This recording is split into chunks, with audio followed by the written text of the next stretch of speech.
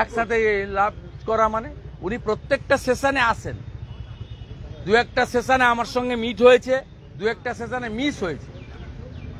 আপনাদের মধ্যে কিছু চটি চাটা চ্যানেল এবং নিউজ পেপার আছে, সবাই না, কিছু কিছু যারা মমতার পেরোলে থাকেন তারা লিখেন যে দিলীপ বাবু এলেন, শুভেন্দু বাবু নেই। সেই জন্য এবারে আপনারা যাতে লিখতে না পারেন, আমি দিলীপ বাবু যুক্তি করে এমন একটা ডেট ঠিক করেছি যাতে আপনাদের আর লেখার সুযোগ না থাকে। আমরা একসঙ্গে নামবো সবাই এবং তৃণমূলকে হারাবো। दिल्ली का जीत हमारी है, 26 में बंगाल का बारी है। सब हिंदू एक संगे जोट बेंधे ममता के हाराबे और चोटी चाटाओ बंद होबे। जय श्री राम, जय श्री राम।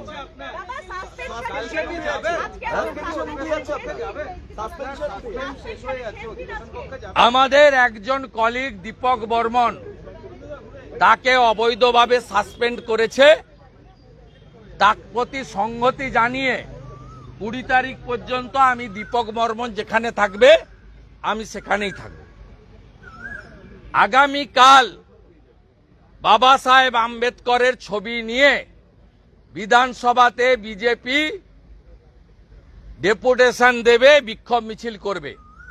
কারণ বাবা সাহেব আম্বেদকরজির প্রণত সংবিধানের 10th শিডিউল মুখ্যমন্ত্রী এবং তার স্পিকার মানেন না। এখন অবধি 55 জন এমএলএ 11 সাল থেকে দলবদল করেছেন, সদস্য পদ যায়নি। এটা সরাসরি সংবিধান এবং বাবা সাহেবের অপমান। 2 জন এমএলএ রাফায়েত হোসেন, সায়ন্তিকা ব্যানার্জি বিধানসভায় অবৈধভাবে শপথ নিয়ে এমএলএ শিপ করছেন। আমরা তাদের 167 সংবিধানের রাজ্যপালের ক্ষমতাকে এরা চ্যালেঞ্জ করেছে। আমরা মনে করি এটা ভায়োলেশন অব দি কনস্টিটিউশন। আমরা তার বিরুদ্ধে বিক্ষোভ করব এবং 2:30টার সময় বিধানসভার গেট থেকে বিজেপি এমএলএরা এই বিমান ব্যানার্জি যেখান থেকে জিতেছেন বারুইপুরে, পূর্ব ঘোষিত কর্মসূচি অনুযায়ী বারুইপুরে তাদের এমএলএর কীর্তি বিধানসভায় তুলে ধরার জন্য বারুইপুরে মহা র্যালিতে বিধানসভার গেট থেকে 2:30টার সময় বিজেপির এমএলএরা বারুইপুরের উদ্দেশ্যে রওনা দেবে। একটা বিষয়, হুমায়ুন কবিরকে সতর্ক করলো শৃঙ্খলা রক্ষা কমিটি। 72 ঘন্টা অতিক্রান্ত হয়ে গিয়েছে, আপনার উপর নাকি ব্যবস্থা নেবেন হুমায়ুন কবির। 72 ঘন্টা অতিক্রান্ত, আর অন্যদিকে বিভিন্ন মন্তব্যের জন্য শৃঙ্খলা রক্ষা। আমার প্রত্যেকটা শব্দ বাক্যের মূল্য আছে, আমার সময়েরও দাম আছে।